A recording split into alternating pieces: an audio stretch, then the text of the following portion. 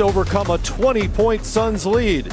Tonight, the Heat cranks up even more for Milwaukee as they try to avoid an 0-2 finals hole. Welcome into Phoenix Suns Arena here in Arizona. It's live from the finals presented by YouTube TV. Great to have you with us once again. Matt Weiner, champions all over the show. Steve Smith, Isaiah Thomas here in Phoenix. And of course, Kenny Smith and Shaquille O'Neal back with us again for Game 2. Fellas, good to have you with us as well. 48 hours ago, we were wondering whether Giannis Antetokounmpo would be available to play in Game 1. And Shaq, he did. 20 points, 17 rebounds in 35 minutes. 35 minutes that the Bucks actually won by a point. We've seen him. What's your expectation for Game 2 tonight? Well, I think it was a feel-like game for himself. Even though he was back, he probably was still a little timid. But now that he knows that he can play, I think, and I hope he realizes that 20 points is not enough. You never really know how to become a champion until that time comes. However, when you're tired of losing, when you're tired of, being defeated, you just dig deeper inside and you say, you know what, I have to rise to the occasion. They got down by 20. He only had 20 points. I know he averaged 40 versus the Suns during the regular season. In order for them to have a chance, he's going to have to be up in that 35 range. And, he just has to do more. And all superstars had to do it. Kenny had to do it and hitting 7 threes. Steve Smith had to do it. Isaiah Thomas had to do it. I have to do it. If you want to get your team over the hump, you have to be spectacular. Not good, not great, spectacular. Spectacular, Shaq is calling for tonight as you see the scene down on the floor, similar to what we saw a couple of nights ago, Zeke. Giannis only got up 11 shots in Game 1. How do they get him more involved offensively? He has to be more forceful himself. And not only does he have to be more forceful, but he's got to not only penetrate, drive the basketball, Smitty, and get others involved, but, 11 shots is not good enough for him. As Shaq said, you got to be spectacular in these moments. You got to be big time in these moments. As we see him driving to the basket, he's got to put some pressure on Aiden. He's got to get him in foul trouble. And whenever, he's got small people on him like that, it's barbecue chicken, right, Shaq? I mean, that barbecue chicken. And he's got to make his presence felt in a big, major way. He's the biggest player on the floor. He's the most athletic player on the floor, and he's got to show up tonight and have a great performance. And we'll see how often Mike Budenholzer goes to those small lineups tonight where Giannis is playing the 5-man. Offensively, Kenny, the Bucks have been scrutinized and criticized a lot for stagnant offense with Giannis basically facing a whole team of defenders staring at him and dribbling the ball. How can they get him going downhill and into the restricted area where he's most effective? Well, again, like Isaiah said, a lot of that is controlled by what he does. I think, that's the first thing to get him downhill. The other part is you have to have defensive stops. So when you make stops, Chris Paul was on fire in the third quarter. Booker was on fire in the second quarter. So you're playing against a half court. So you have to get stops so you can rebound and run. That's how you win championship. Stops, rebound, run. And they weren't able to make stops, so then they couldn't rebound, then they couldn't run. So it all starts on the defensive end, being able to get in transition. Yeah, and in the paint, Smitty, the Bucks have dominated their opponents through the first 3 rounds of the playoffs, plus 200-something in those 3 rounds, -2 in Game 1 against Phoenix. Well, I look at it like this.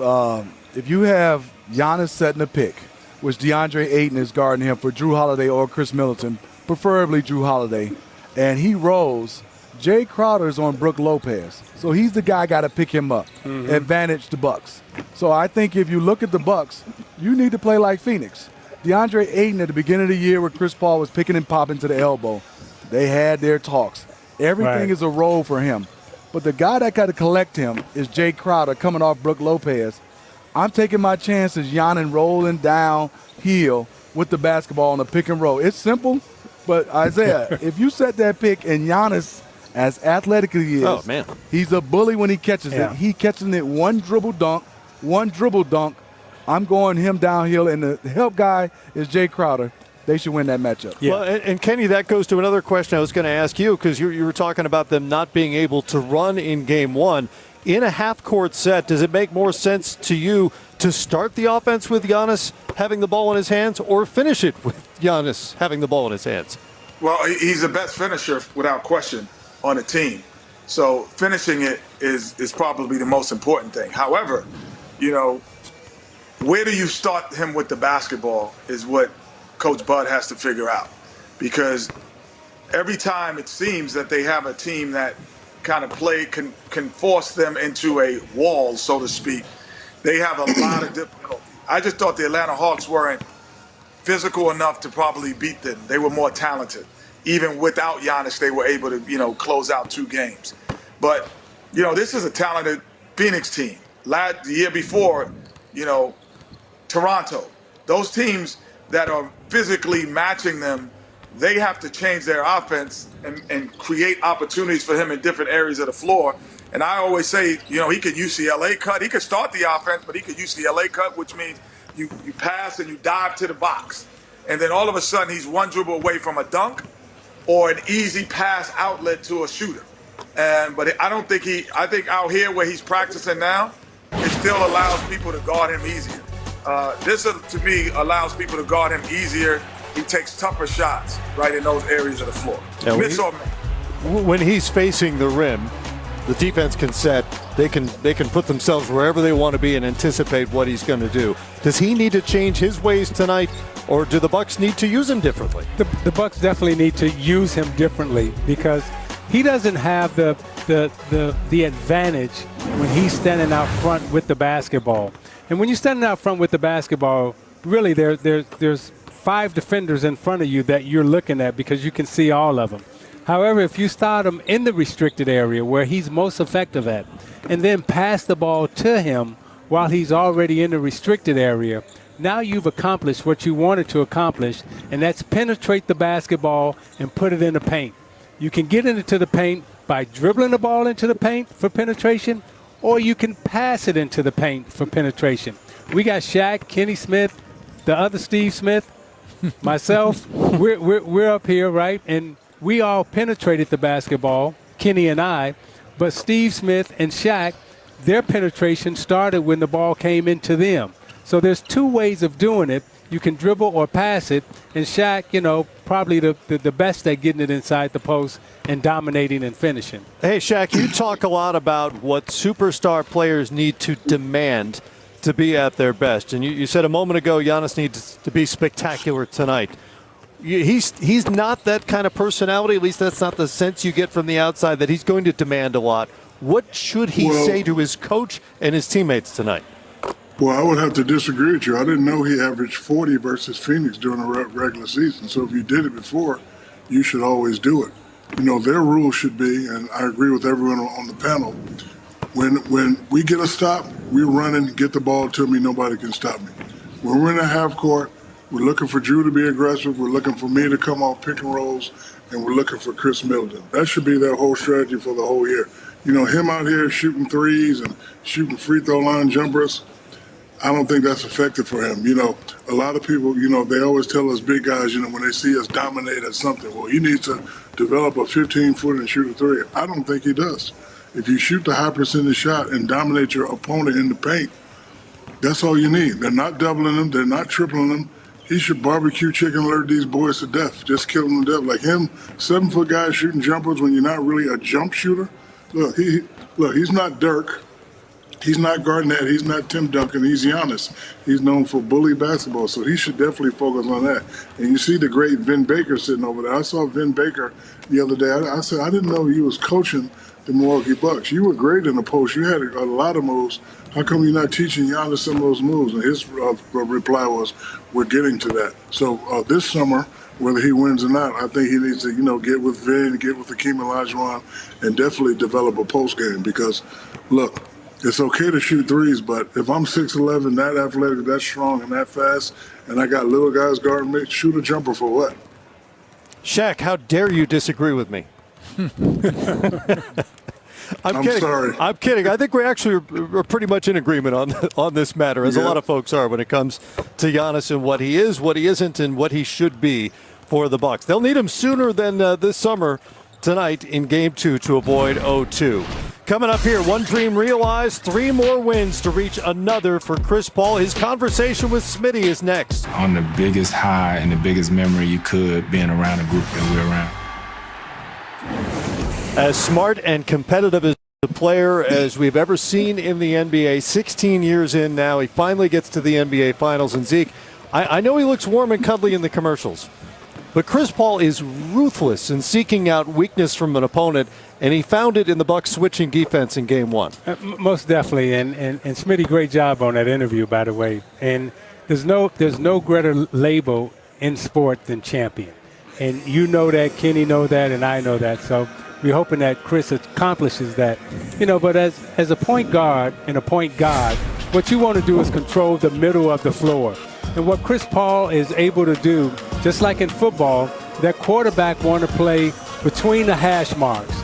And in basketball, the point guard, we want to play in the middle of the floor between the 2 elbows, foul line to foul line, elbow to elbow. You see Chris Paul here right on the elbow, got Lopez there, barbecue chicken for the guards, okay? And then we switch out with Portis. Now, Chris Paul, again, I want to stay in the middle of the floor, between the elbows, down the middle of the lane. I am controlling the middle of the floor. And when he and Aiden can control the middle of the floor, as we see here, I got him back on his heels. Now I'm going to shoot the 3 on you.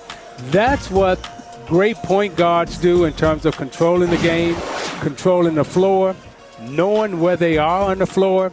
And that's what great quarterbacks do. And we see so many great quarterbacks in the Super Bowl, what they want to do. They want to control the middle of the field and throw between the hash marks. And this is what we do in basketball as point guards. We want to stay in the middle of the floor, Matt. Perfect analogy. And Paul was a predator in Game 1. Brook Lopez and Bobby Portis weren't so much Bucks as like wounded fawns as he picked on them, Shaq. So what is the answer tonight for Milwaukee?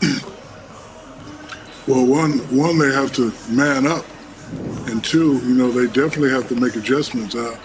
We criticized them in the Atlanta series for Brook Lopez being dropped, but they stayed dropped the whole series. They lost a few games, they won a few games, but whenever a 5 is on the 1 will have the advantage. I think, Brook Lopez, if he could jam Chris and make him go one way, you can't let guys like Isaiah Thomas and Chris Paul dance on you. If I was Brook Lopez, I would try to get up more, jam him one way, and force him to the help. Easier said than done, but we'll see if they will make adjustments. But in Game 1, it didn't work. It can work if you have will and determination, if you want it. So I'm anxious today if Milwaukee has that anger, if they have that fire, and they say, you know what, we come in here and we're still in the game, and then we're going to go win 2 in a row. We'll be up 3-1. That's the kind of mindset you have to have to, be a champion. I know it's your first time here, but sometimes you have to overthink the process. Okay, y'all beat us Game 1. We killing y'all Game 2. We going to the crib, we going to win 2, and then we only packing 1 suit and we going to win Game 4. So I'm anxious to see the adjustments that Milwaukee make. Will they man up? And I'm definitely anxious to see how they play that pick and roll. Kenny, I don't know if you caught all those numbers or not, but Phoenix scored 83 points on 66 possessions with either Lopez, Portis, or both on the floor. That's a ridiculously efficient number for Phoenix. Then the Bucks went small, and Phoenix scored just 35 points on 36 possessions. Do you expect more small ball from Milwaukee tonight, or different coverages when the bigs are on the floor, or maybe both? Well, yeah, you don't need a stat sheet for that, for sure. You could just look at the game and say that you have to either go small or change your coverage. So, that's not even close. So we can keep beating that dead horse. People putting these stats up. This is all the 4 of us talked about before the game, after the game, and during the game. My question has nothing to do with this game. It has something to do with the interview with Smith just said. And I'm putting it to the panel. We all agree that Chris Paul is a Hall of Famer, correct?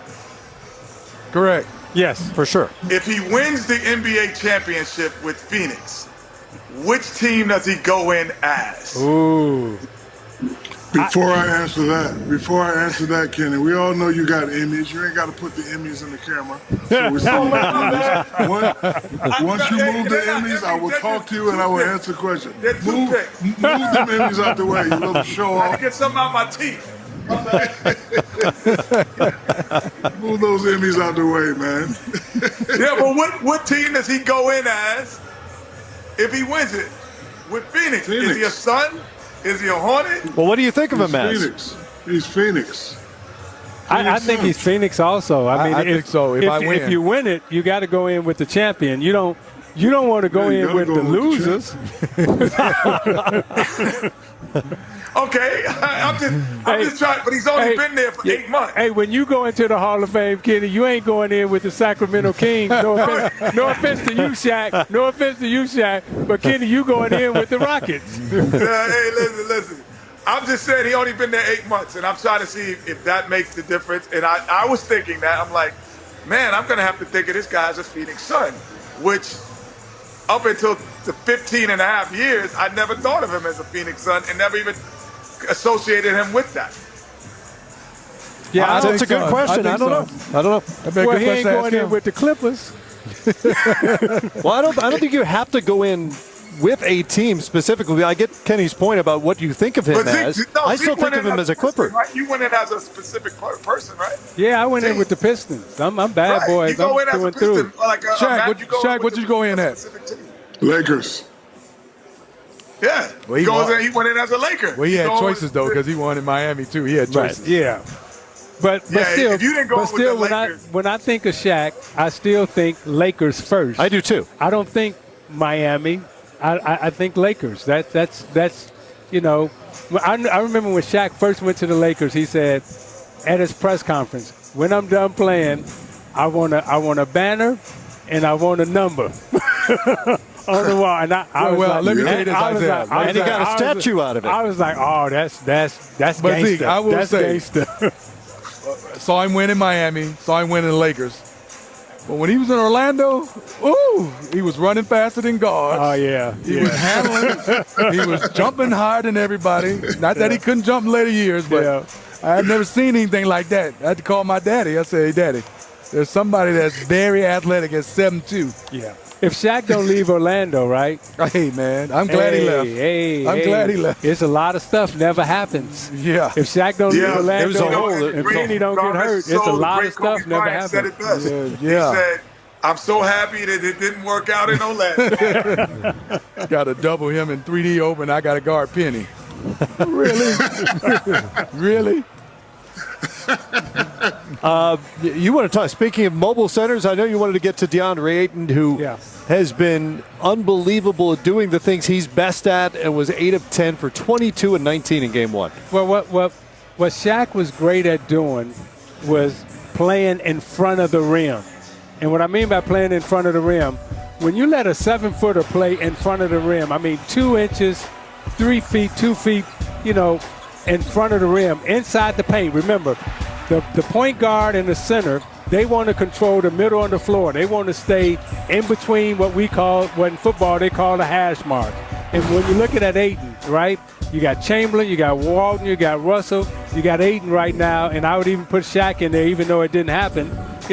Those guys played in the middle of the floor and they played in the front of the rim. And that's why Shaq was tearing down the basket. They had to stop the game. Daryl Dawkins tearing down the basket. They had to stop the game. Ayton, the numbers that he's putting up right now, he's standing right in front of the rim catching the basketball. And you can't let a 7-footer play in front of the rim. You got to push those guys out to the perimeter and make them play in the mid-post like they're making Giannis play in the mid-post. Right. They're making Lopez play in the mid-post. They're not letting those guys catch it in front of the rim. That's one of the consequences of that. Go ahead, Shaq. And what I like about him, Matt, even though he's a young guy, he's fearless. First round, you got to go up against the mighty AD. I know AD's not playing, he's injured, but he's playing well. He did great. Oh, okay, second round. Now you got to go up against the MVP and the Joker. Young fella played his game, shot a very high percentage.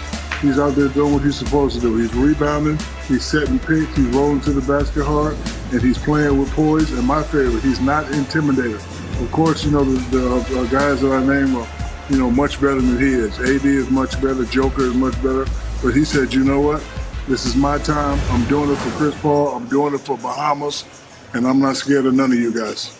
Ayton, Chris Paul, Devin Booker all had 20 or more. Fourth time in NBA history, 3 teammates have scored 20 or more in their NBA Finals debut. The last to do it, we just talked about him, Shaq, Penny, and Nick Anderson back in 1995. Their boy Ice Style, ain't he, Matt? There's the big fella. He's got the chains. He's got the jacket. Suns are now 3-0 against the Bucks this season, including the 2 games in the regular season. And Game 3 was by far the largest margin of victory with a 13-point win. Of course, Monty Williams would love for that trend to continue tonight, and he spoke with our Jared Greenberg a few minutes ago. Coach Williams, we have heard so much about Chris Paul's leadership, and not to minimize that by any stretch of the imagination, but when he's able physically to go do what he did in Game 1 of this series at the age of 36, what does that say about his ability still at this level? Well, I think it speaks to his ability and will to embrace the work on the floor, in the weight room, diet, and how badly he wants it. The conversations we have on game day, at home, FaceTime. We have a ton of conversations about family and other stuff, but a lot of it is about the game. He desperately wants to win. He desperately wants to make his teammates look good, and he's a guy that embraces it all. We obviously know the Bucks are going to make some sort of adjustment for tonight's game. How confident in you and your team that you'll be able to make the adjustment to the adjustment? We feel like every series we've had has prepared us for this. We've seen multiple defenses. We've seen zone. We've seen a number of ATO adjustments. We feel like our guys will respond quickly to whatever they do, but we're mindful of what we do, and we want to do that at a high level. DeAndre has done an unbelievable job of staying out of foul trouble, but now that you're down a big without Dario, how much more important is it to make sure that you don't get in foul trouble tonight? Yeah, it goes without saying. DA is the anchor of our defense. We need him to be smart, but we also want him to be aggressive. You can't go out there and think about your fouls, but once you pick up 1 or 2, you have to be a bit more cautious, but he's been good throughout the playoffs. We expect him to be even better tonight. Coach, appreciate your time. Best of luck. Thank you. Thank you. Monty Williams there, Kenny Smith in Springfield. Hey, but I mean, I think we had to look at it and give him some serious consideration in terms of what he's done. Listen, my top was serious consideration. Come on, Kenny. Come on, Kenny. Talk. Let him. You gotta let it be known, Kenny. Come on. Hey, listen, we've had the conversation about Hall of Fame. Come on, tell him.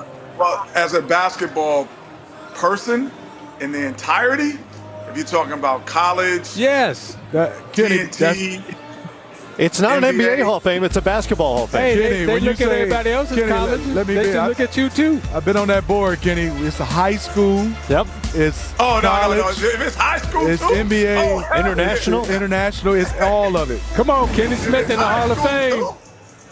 It's all of it. It's high school as well. Team All-American player of the year, college. Yeah. I thought it was just pro. No, I didn't know it was all no. that, Smitty. It's all of it. I would be happy to stand next to you, and I'll make sure your brother on the stage with me. Hey, Shaq. Listen, Shaq gave him the thumbs down. Shaq, I would have gave myself the thumbs down until about 4 or 5 years ago when I saw some names up. I was like, ooh. I agree. Hey, Shaq, me and We Kenny had those conversations. Yes, we were talking about that. I was like, wait a minute now, yo. We were. When we look at some of these other guys like Kenny, hey, Stephon Marbury, what he's done internationally in China, Right. the NBA. I mean, hey, we got to start bringing some more people to the table now. I totally agree. Matt. Yes. Matt, when I saw Bill Walton's name in there, I knew I was going to make it to the Hall of Fame. What? Are you taking a shot at Bill? Yeah, yes, I am. Yes, you are. Bill's not even here to defend himself. I say it to his face, too. And I'm going in as a Sacramento King. Yeah, right. We got you there already. Oh, no doubt. Hey, what's that tape on your finger for?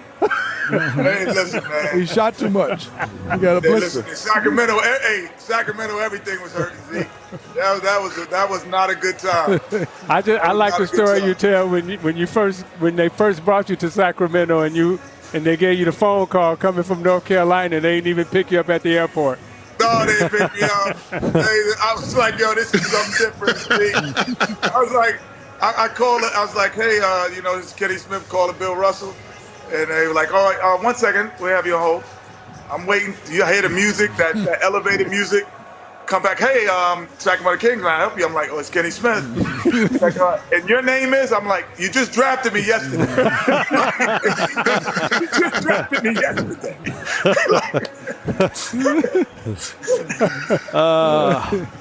All right, back to the game.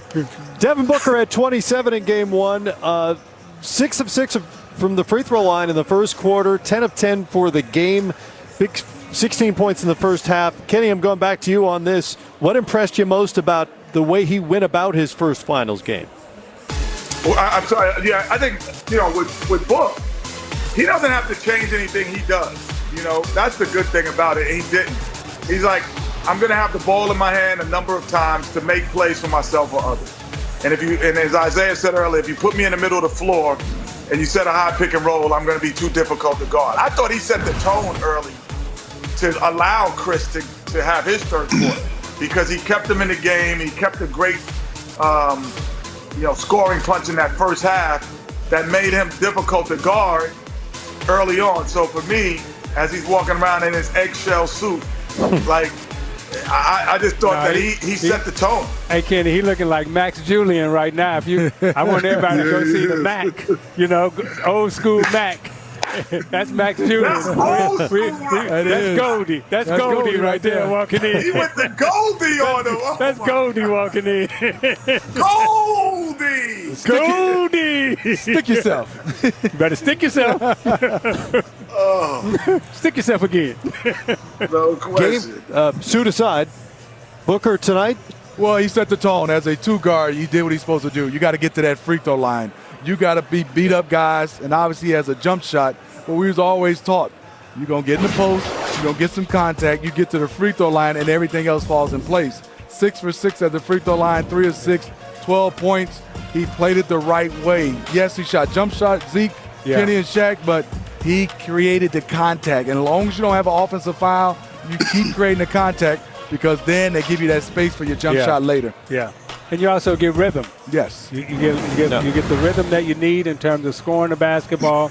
And the thing that I like, Smitty, he didn't force anything. His first NBA final, right? You thinking, okay, I'm hyped. I want to get off. I want to play. I like the composure that he had. When he got his opportunity, when he got his moments, he shined. And when he didn't, as Smitty said, he was able to get to the foul line. Yeah, we talked to him after the game, after game one the other night about those 6 free throws in the first quarter. I thought he sought those out, which is really smart in your first NBA Finals. Actually got fouled another time that they didn't call. Probably could have got 8 free throws in that first quarter. Game 2 coming up here in Phoenix. It's 111 degrees outside. Yeah, so you don't want to wait out there too long. My kind of day. My kind of day. Zeke, you love it here. Love it here. Zeke been in the pool every day. Every day.